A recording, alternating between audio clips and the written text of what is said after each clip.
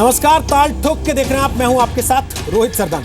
और ताल ठोक के आज हम ये सवाल कर रहे हैं कि क्यों और कब तक इस देश में वोट के लिए आस्था पर चोट होती रही। सरकारें कब ये संदेश देना बंद करेंगी कि वो मुहर्रम पर तो ममता दिखाती है और पूजा पर त्योहार करेंगी। ये सवाल कोलकाता हाई कोर्ट के उस फैसले के बाद उठा है जिसमें पश्चिम बंगाल की ममता बनर्जी सरकार के एक मौखिक आदेश को खारिज कर दिया। पूरा मामला समझाने के लिए आपको विजयदशमी की याद दिलाते हैं। कल यानी 11 अक्टूबर को पूरे देश में विजयदशमी मनाई जाएगी और कल ही देवी दुर्गा की प्रतिमा का विसर्जन भी होगा। परसों यानी विजयदशमी के ठीक अगले दिन 12 अक्टूबर को इस बार मुहर्रम पड़ेगा। कई जगह खासतौर पर पश्चिम बंगाल में यह प्रचलन है कि कई पूजा पंडालों की तरफ से प्रतिमा का विसर्जन अगले दिन भी किया जाए। लेकिन ममता बनर्जी सरकार ने मौखिक आदेश के जरिए, जी हां, ध्यान दें, बिना लिखित आदेश के यह फरमान जारी कर दिया कि इस बार विजयदशमी के दिन शाम 4 बजे तक सभी पंडालों को, सभी घरों को, सभी अपार्टमेंट्स की सोसाइटीज को अपनी प्रतिमाओं का विसर्जन कर देना होगा। सरकार के इस आदेश को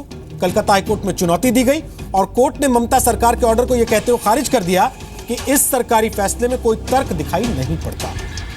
ध्यान देने की बात यह कि पश्चिम बंगाल सरकार ने समीक्षा याचिका भी दायर की, लेकिन 4 बजे तक विसर्जन के उसके फैसले को दोबारा खारिज कर दिया। हम अपने दर्शकों का ध्यान इस बात की तरफ ले जाना चाहते हैं कि कोर्ट ने क्या कहा। कोर्ट ने कहा, पश्चिम बंगाल सरकार के फैसले से लगता है कि वो अल्पसंख्यकों को रिझाने की कोशिश कर रही है। कोर्ट ने यह भी कहा कि पश्चिम बंगाल सरकार बहुसंख्यकों की कीमत पर अल्पसंख्यकों को खुश करना चाहती है। आज हम इसलिए सवाल उठा रहे हैं कि आखिर क्यों दुर्गा पूजा पर विसर्जन की राजनीति हो रही है। और सवाल यह भी है कि क्या हमारी सियासत का अब यह स्तर हो गया कि वोट बैंक बनाने के लिए, एक समुदाय को खुश करने के लिए उस मजहब का इस्तेमाल समाज को बांटने के लिए किया जाने लगा है, जो इस देश के लोगों को असल में आपस में जोड़ने का काम करता है।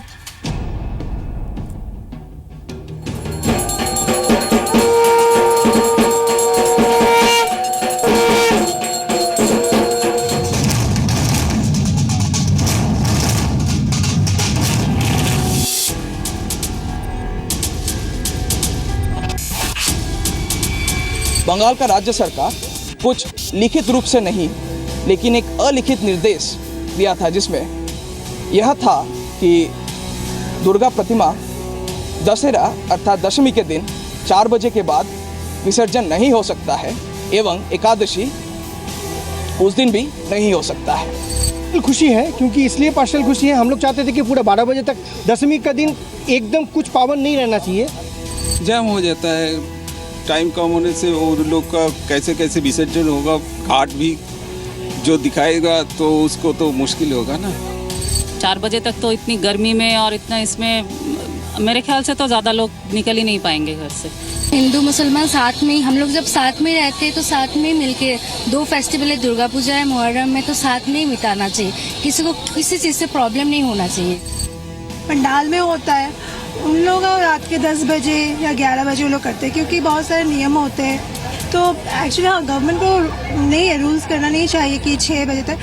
बड़े दुर्भाग्यपूर्ण है जिस प्रकार से ममता बनर्जी और टीएमसी सरकार तुष्टीकरण की राजनीति कर रहे हैं। और दुर्गा पूजा एक महत्वपूर्ण पर्व है, ये सेकुलर देश है और सेकुलर देश के अंदर आप तुष्टीकरण की राजनीति नहीं कर सकते। तो स्टेट गवर्नमेंट अपना एक पोजीशन लेते हैं तो वो जनरली पब्लिक के इंटरेस्ट में लेते हैं। ऐसा नहीं है कि एक कम्युनिटी को प्लीज करने के लिए कुछ कर रहे हैं। ताल ठोक के आज का पहला सवाल, क्या पश्चिम बंगाल सरकार के रुख से ये संदेश जा रहा है कि वो मुहर्रम पर नरम पड़ रही है और दुर्गा पूजा को लेकर सख्ती बरत रही है?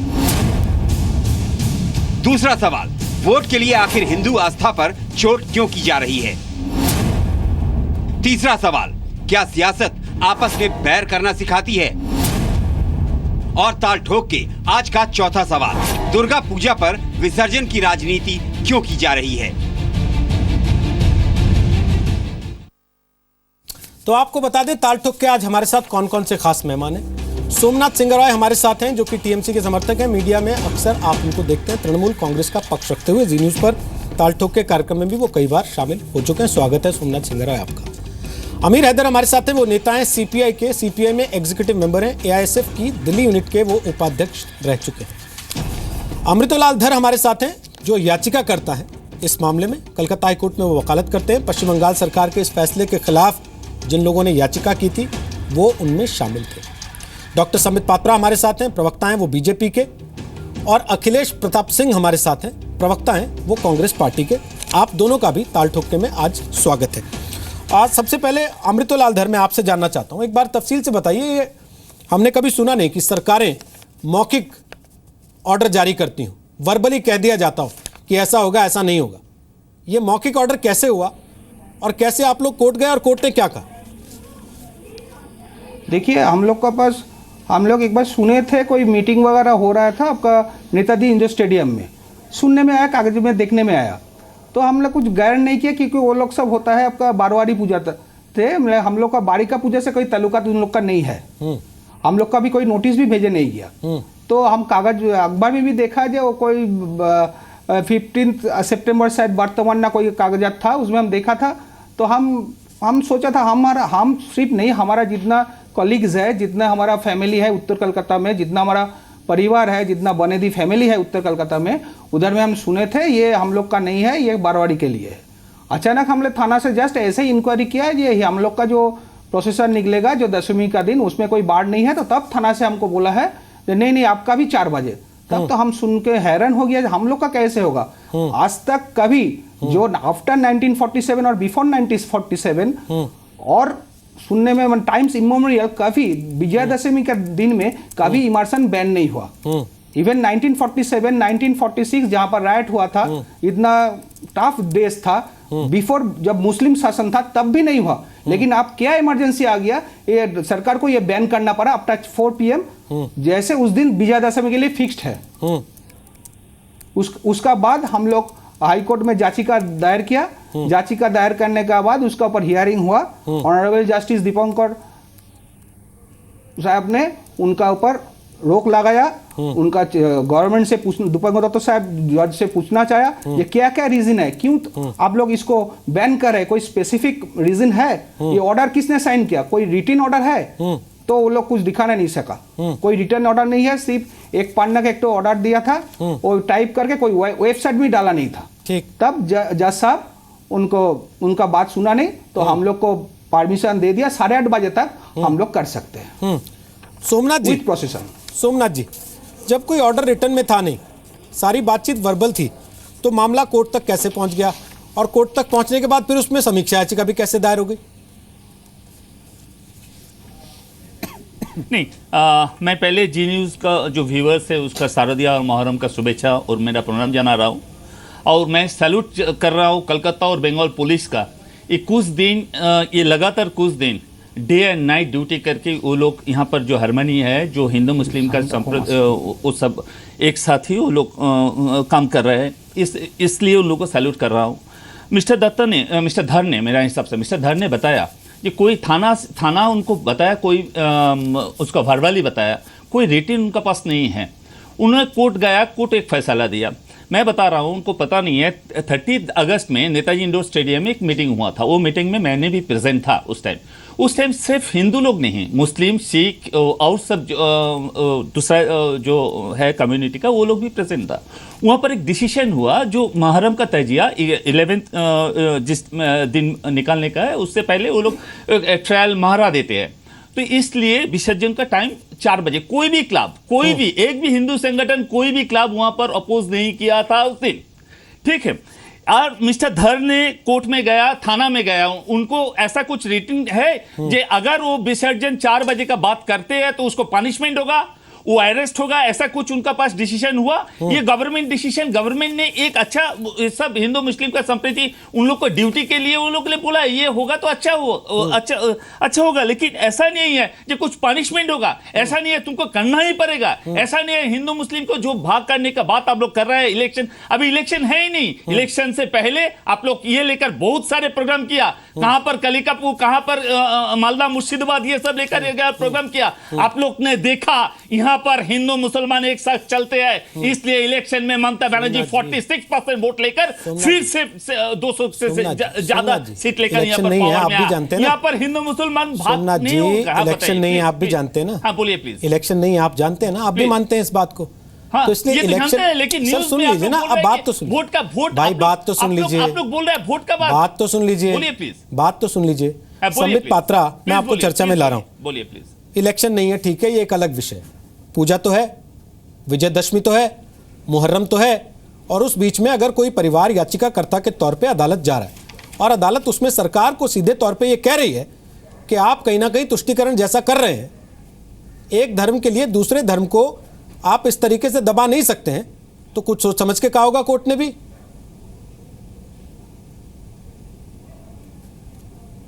रोहित, आप बिल्कुल सही कह रहे हैं। पहले तो मैं आपके सभी पैनलिस्ट को और आपके जो व्यूअर्स हैं उन सभी को दुर्गा पूजा और दशहरे का बहुत बहुत शुभकामनाएं देता हूं। देखिए, अभी सोमनाथ सिंघराय जी ने मुहर्रम की भी बधाई दे दी। मुझे लगता है मुहर्रम की बधाई नहीं दी जाती है, जहां तक लिमिटेड सोच जो मेरी समझ जो मेरी है। और सोमनाथ जी को मैं कहना चाहूँगा, ये हम कुछ नहीं कह रहे हैं, जो भी कहा जा रहा है वो high court, Calcutta high court के जस्टिस साहब ने कहा है। और एक लाइन में पढ़ देता हूं, court, a clear endeavour by the state to appease the minority section of the public. देखिए, कोर्ट का कोई मतलब नहीं है इलेक्शन है नहीं है आप क्या कर रहे हैं, मगर यहां पर कोर्ट ने स्पष्ट रूप से तुष्टीकरण शब्द का इस्तेमाल किया है। यहां तो कोर्ट बिल्कुल आश्चर्य में पड़ गई है। आप उस वर्डिक्ट को पढ़िए। कोर्ट के जजमेंट में कहा गया है कि ऐसे हो कैसे सकता है कि एक प्यूरिटन हिंदू जो हिंदू धर्म पे विश्वास करता है, उसके एक महत्वपूर्ण फेस्टिवल विजयदशमी को आप पोस्टपोन या प्रीपोन कैसे कर सकते हैं, यह सोचा भी कैसे जा सकता है। और यह भी कहा गया है कि 1982 और 1983 में पहले भी ऐसी ही परिस्थिति हुई थी, जब विजयदशमी के अगले दिन ही मुहर्रम था, मगर फिर भी उस समय इस प्रकार का कोई ऑर्डर ना तो लिखित ना मौखिक रूप से पास किया गया। फिर अब इसके ये सब करने की आवश्यकता क्या है? देखिए, जब 82-83 में भी यही परिस्थिति थी, उस समय ऐसा कोई ऑर्डर नहीं था। यह दिखाता है कि धीरे धीरे हिंदुस्तान की राजनीति किधर जा रहा है।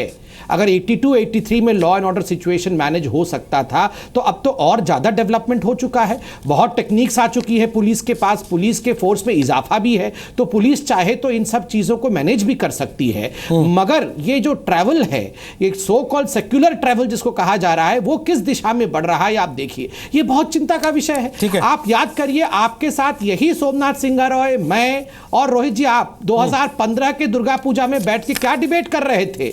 डिबेट कर रहे थे कि नलहती गांव, बीरभूम के नलहती गांव में 4 वर्षों से हिंदू 300 परिवार हैं, वो वहां दुर्गा पूजा नहीं मना रहे हैं, क्योंकि उनको स्टेट गवर्नमेंट परमिशन नहीं दे रही है 4 वर्षों से कि आखिर आप बना क्यों, आखिर मुस्लिम समाज वहां प्रताड़ित हो जाएगा। उनको ढोल नगाड़े और आरती की आवाज पसंद नहीं आएगी। ठीक है, अरे अगर पसंद किसी को नहीं आएगी, मैं अपना धर्म बंद करके बोरिया बिस्तर समेट कर निकल जाऊं क्या? ठीक ठीक ठीक ठीक। अखिलेश प्रताप सिंह, क्या आपको लगता है कि कुछ चीजें जो प्रशासन के स्तर पे, लोकल एडमिनिस्ट्रेशन के स्तर पे निपटाई जा सकती हैं, उनमें सरकारों को दखल नहीं देना चाहिए, वो कोर्ट कचहरी तक नहीं पहुंचनी चाहिए? इस देश में इस तरीके से त्योहार आपसी समझबूझ सद्भाव से पहले भी मनाए जाते रहे, आगे भी मनाए जा सकते हैं।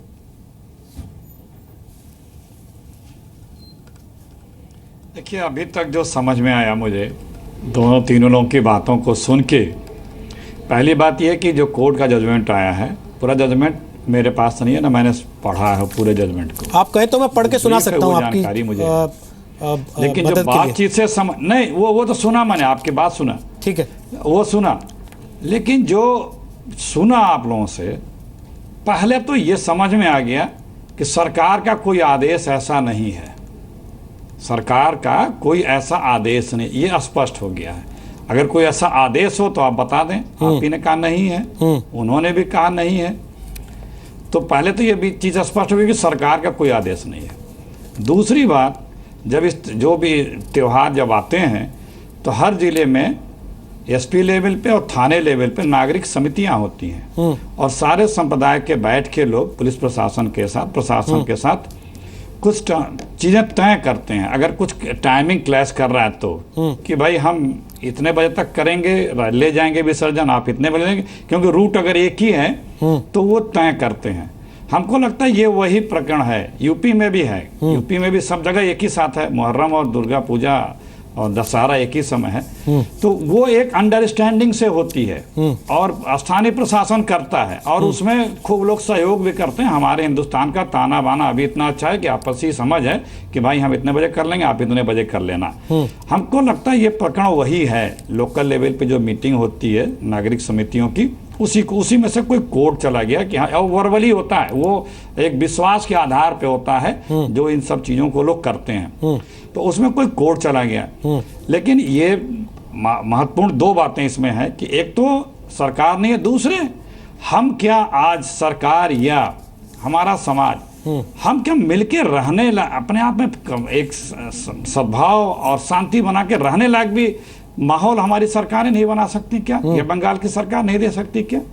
दूसरे हम क्या अपने समाज में भी इतने अपने आप को एक दूसरे से घुल मिल के अपने अंडरस्टैंडिंग बना के नहीं रह सकते क्या? महत्वपूर्ण विषय ये है, क्योंकि हमें नहीं पता कि किस आधार पे वो कोर्ट गए, कोर्ट ने जो कहा, हम कोर्ट के बातों का सम्मान करते हैं, लेकिन लबाब यही निकल के आ रहा है कि भाई ये सब होता रहा है, सरकार की जिम्मेदारी है लोगों के साथ मिल करके ऐसी व्यवस्था बनाए कि किसी के न भावना आहत हो, न किसी को ये लगे कि मेरे साथ जाति या दबाव रखा गया, और सबका काम हो, क्योंकि ये हर साल आता है, कभी 1-2 दिन आगे पीछे आता है, कभी इस बार 1 ही दिन आगे पीछे है, कभी 4-5 दिन आगे पीछे आता है। सर, तो दिन भर हम लोग साथ रहते हैं, सब लोग इसी देश में, बिल्कुल ठीक बात है।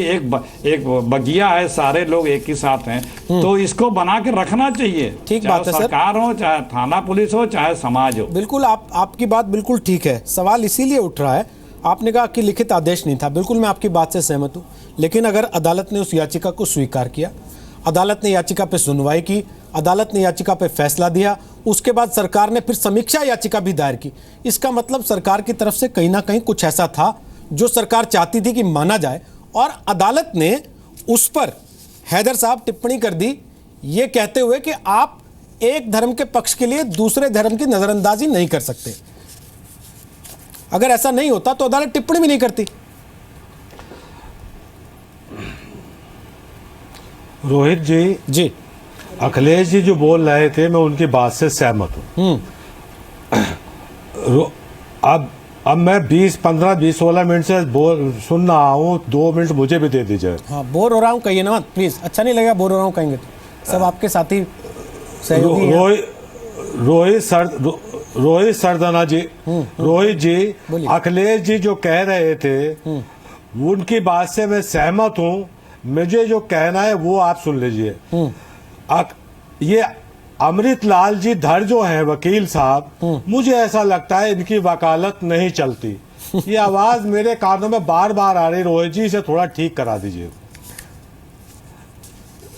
आप बात पूरी कर लें, तब तक मैं ठीक कराने की कोशिश करता हूं। अमृतलाल धर जो हैं,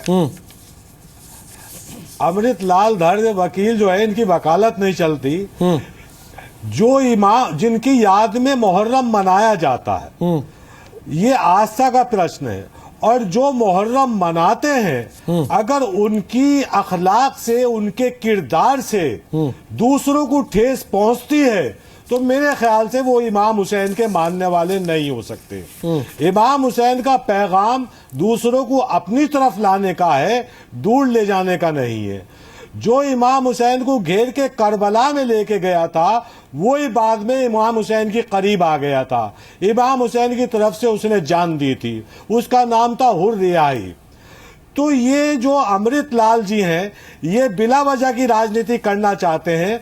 मुझे तो ऐसा लगता है ये तो इनकी कहना चाहिए वकालत नहीं चलती है, या किसी या आरएसएस से संबंधित किसी संगठन के वो है।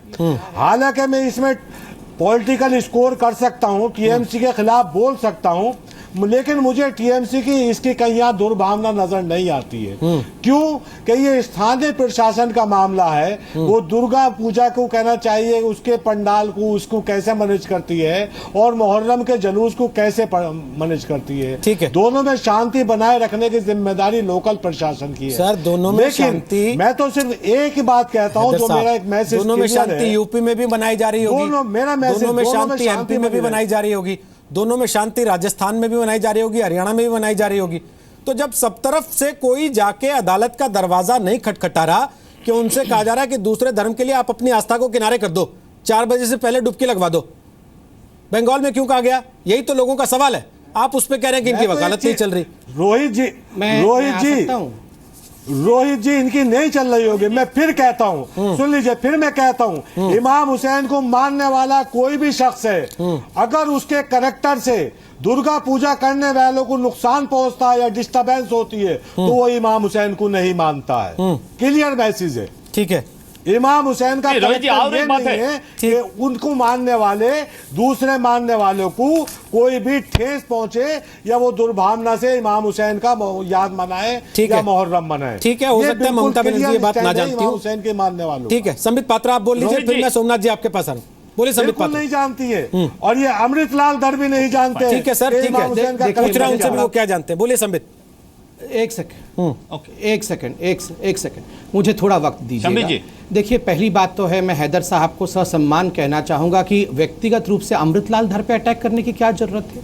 वो घर में पूजा करते हैं, वो याचिकाकर्ता इसलिए हैं क्योंकि टीएमसी की सरकार ने बंगाल में कहा कि 4 बजे के बाद आप अपने घर में जो पूजा करते हैं उस मूर्ति का विसर्जन नहीं कर सकते हैं। सरकार नहीं अधिकार है, ये विसर्जन कर सकते हैं क्योंकि ये एक धर्म पे विश्वास करते हैं। आप सुन लीजिए मेरी बात, फिर आप कहिएगा। अखिलेश जी देखिए, लिखित रूप से ऑर्डर नहीं, आपसे विनम्र निवेदन करता हूं। और इस सर, मैं आप लोगों को सुन रहा था ना, मैं आप लोगों को सुन रहा था। सर, आप लोगों को सुन रहा था, मुझे एक बार सुन लीजिए, उसके बाद बोलिएगा, बीच में प्लीज मत बोलिए। मानता है पुलिस सियासत कर रहे हैं, हो सकता है ये आरएसएस के और बीजेपी के हो। रोहित जी मैं बोल सकता हूं? बोलिए पात्रा जी, बोलिए। रोहित जी मैं बोल लूं? देखिए, पहली बात तो है कि मुझे लगता है कोई प्रिपेयर्ड होकर डिबेट में नहीं आया है। अखिलेश जी ने कहा उनको जजमेंट के बारे में पता नहीं, उनको यह भी नहीं पता कि रिव्यू पिटीशन भी फाइल हुआ है, लिखित में नहीं है कुछ ऑर्डर, तो रिव्यू पिटीशन काहे को है? क्यों रिव्यू पिटीशन तो हो ही नहीं सकता है फिर। और हैदर साहब, ये विषय ये नहीं है कि कौन से धर्म में क्या मान्यता है, दोनों धर्म महान है। ये विषय है कि टीएमसी ने एक ऑर्डर पारित किया है जिससे याचिकाकर्ता को परेशानी हुई है। तीसरी बड़ी बात, रोहित जी मैं 50 सेकंड में समाप्त कर रहा हूं अपनी बात, ये मैं अपने दिल की बात कह रहा हूं, बुरा मत मानिएगा। मुझे आज अभी बैठ के मैं कुछ रिसर्च कर रहा था, वो डायलॉग नहीं याद आ रहा था, मैंने गूगल में पढ़ लिया वो डायलॉग जब आप लोग डिबेट कर रहे थे। देवदास पिक्चर में शाहरुख खान ने कहा था अपनी माँ को, जब माँ से लड़ाई हुई थी, कि एक दिन पिता ने कहा था पारो को छोड़ दो, पारो ने कहा पीना छोड़ दो, तुम कह रही हो घर छोड़ दो, एक दिन सब कहेंगे दुनिया छोड़ दो। एक दिन ऐसे ही 23-24 अक्टूबर पिछले साल इन्होंने कहा था 2 दिन तक दुर्गा पूजा विसर्जन नहीं होगा, आज कह रहे हैं 4 बजे के बाद नहीं होगा, कल कहेंगे दुर्गा पूजा ही मत कर दो। और ये हमारे भाई जो बैठे हैं, बहुत लोग जो हमारे हितचिंतक बने हुए हैं, ये कहेंगे तो क्या हो गया, छोड़ दो दुर्गा पूजा मनाना, छोड़ देंगे, ऐसे ही होता रहेगा। रोहित जी, ये मैं दिल की व्यथा बोल रहा हूं। सर, पिछले मैं इस्लाम से भी प्यार करता हूं, हिंदुइज्म से भी प्यार करता हूं, दोनों से प्यार करते हुए ये बोल रहा हूं। थोड़ा रुकिए, मैं